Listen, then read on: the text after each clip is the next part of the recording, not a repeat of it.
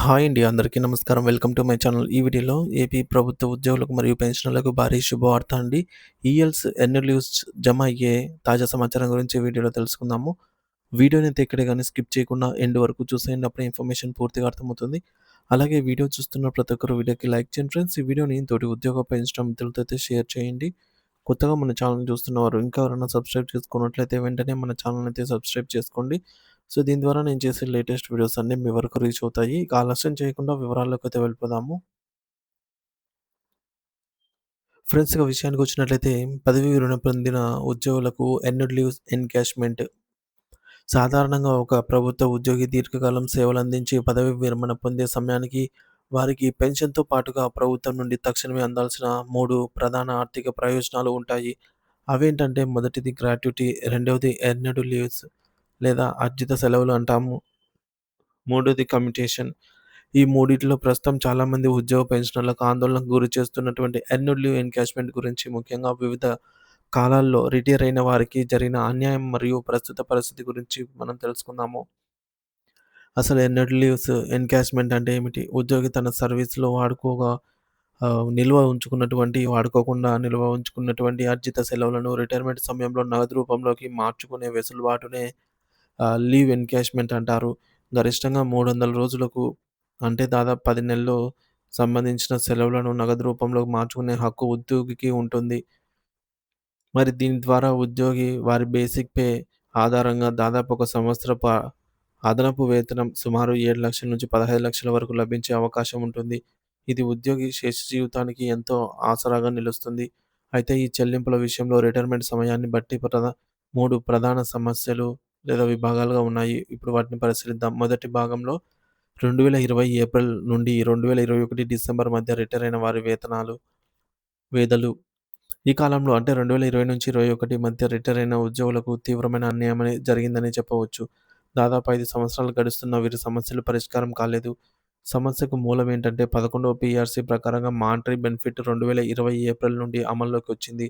కానీ ఈ మధ్య కాలంలో రిటైర్ అయిన వారికి పాత పే స్కేల్స్ ప్రకారమే లీవ్ ఎన్‌క్యాష్‌మెంట్ చెల్లించారు. రావాల్సిన బకాయిలు 2020లో కొత్త పీఆర్సీ వచ్చిన తర్వాత పెరిగిన బేసిక్ పే ఆధారంగా రావాల్సిన డిఫరెన్స్ అమౌంట్ నేటికి చెల్లించలేదు. ఇకపోతే సాంకేతిక సాకులు.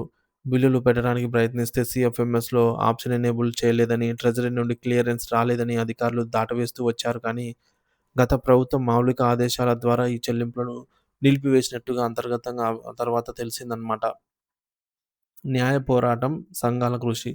ఈ అన్యాయంపై పెన్షనర్లు అనేక సార్లు విజయవాడ వెళ్లి న్యాయ పోరాటం చేశారు. ముఖ్యంగా ఏపీ జేఏసీ చైర్మన్ శ్రీ బండి శ్రీనివాసరావు గారు మరియు జనరల్ సెక్రటరీ విద్యాసాగర్ గారు ఈ సమస్యను సీరియస్‌గా తీసుకున్నారు. అప్పటి చైర్మన్స్ విద్యాసాగర్ గారైతే ట్రెజరీ డైరెక్టర్ ఆహ్, మోహన్ రావు గారిని కలిసి 5 ఏళ్లుగా పెన్షనర్లు పడుతున్న ఆవేదనను గురించి కూలంకషంగా వివరించారు కూడా. దీని ఫలితంగా రాష్ట్ర స్థాయి జాయింట్ స్టాఫ్ కౌన్సిల్ సమావేశంలో సమస్యలను 21వ అంశంగా అంటే అజెండా ఐటెమ్ నంబర్ 21గా చేర్చడము ఒక శుభ పరిణామం అని చెప్పవచ్చు. కానీ దురదృష్టవశాత్తు ఈ డిఫరెన్స్ అమౌంట్ తమకు రావాల్సి ఉందని తెలియక కొందరు, తెలిసినా అడగలేక మరికొందరు, ఈ లోపే మరణించిన వారు మరికొందరు ఉన్నారు. ఇది చాలా బాధాకరము. ఇక రెండవ భాగం 2022 నుండి 2023 మధ్య రిటైర్ అయిన వారి పరిస్థితి. ఆంధ్రప్రదేశ్ ప్రభుత్వం పదవీ విరమణ వయస్సును 60-62 సంవత్సరాలకు పెంచిన విషయం తెలిసిందే. దీనివల్ల 2022 మరియు 23 సంవత్సరాల్లో సాధారణ రిటైర్మెంట్‌లు పెద్దగా లేవు. కేవలం అనారోగ్య కారణాలతో లేదా ఇతర కారణాలతోనే స్వచ్ఛందంగా పదవీ విరమణ అంటే వాలంటరీ రిటైర్మెంట్ వీఆర్ఎస్ తీసుకున్న వారు మాత్రమే ఈ లిస్టులో ఉన్నారు. సమాచారం ప్రకారంగా 2023 ఆగస్టు వరకు వీఆర్ఎస్ తీసుకున్నటువంటి వారికి చాలా వరకు బకాయిలైతే అందాయి. కానీ ఆ తర్వాత రిటైర్ అయిన వారికి చెల్లింపులు నిలిచిపోయాయి. ఇక మూడవ విభాగం 2024 జనవరి నుండి 2025 ఆగస్టు వరకు అంటే ప్రస్తుత పరిస్థితి. పదవీ విరమణ వయసు పెంపు తర్వాత 2024 జనవరి నుండి తిరిగి సాధారణ రిటైర్మెంట్‌లు మొదలయ్యాయి. జనవరి 2024 నుండి ఇప్పటి వరకు అంటే ఆగస్టు 2025 వరకు రిటైర్ అయిన వారిలో ఒక్కరికి కూడా ఎర్న్డ్ లీవ్ అనేది పూర్తి స్థాయిలో అందలేదు. నెలలు గడుస్తున్నాయి. ప్రభుత్వం నుంచి ఎటువంటి స్పష్టత లేకపోవడంతో వృద్ధాప్యంలో ఉన్న పెన్షనర్స్ ఆర్థికంగా ఎన్నో సమస్యలు, ఇబ్బందులు ఎదుర్కోవాల్సి వస్తోంది.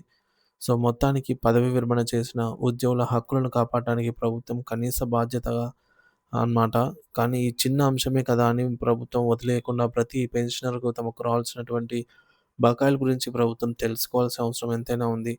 సో, పెన్షనర్స్ ఏం చేయాలి అంటే 2020, 21 మధ్య రిటైర్ అయిన వారు తమకు రావాల్సిన ఈఎల్స్ డిఫరెన్స్ గురించి సంబంధిత కార్యాలయాల్లో అడిగి తెలుసుకోవాలి. ఆరా తీయాలి. ఇది మన యొక్క డబ్బులనమాట. మన హక్కు లాంటిది. ఇకపోతే రెండోది పెన్షనర్ సంఘాలు మరియు జేఏసీ నాయకత్వంలో మళ్ళీ ప్రభుత్వంపై ఒత్తిడి తీసుకురావాలి. ఆర్థిక శాఖ అధికారులను మరియు చీఫ్ సెక్రటరీ గారిని కలిసి వినతి పత్రాలను సైతం సమర్పించాలి.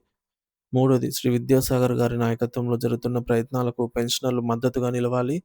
జీవిత చరమకంలో ఆసరాగా నిలవాల్సిన ఈ డబ్బు ఉద్యోగి మరణించిన తర్వాత వస్తే ప్రయోజనం ఏమీ లేదు కాబట్టి ప్రభుత్వం మానవతా దృక్పథంతో ఆలోచించి పెండింగ్‌లో ఉన్న బకాయిలను వెంటనే విడుదల చేయాలనైతే కోరుకుందాము.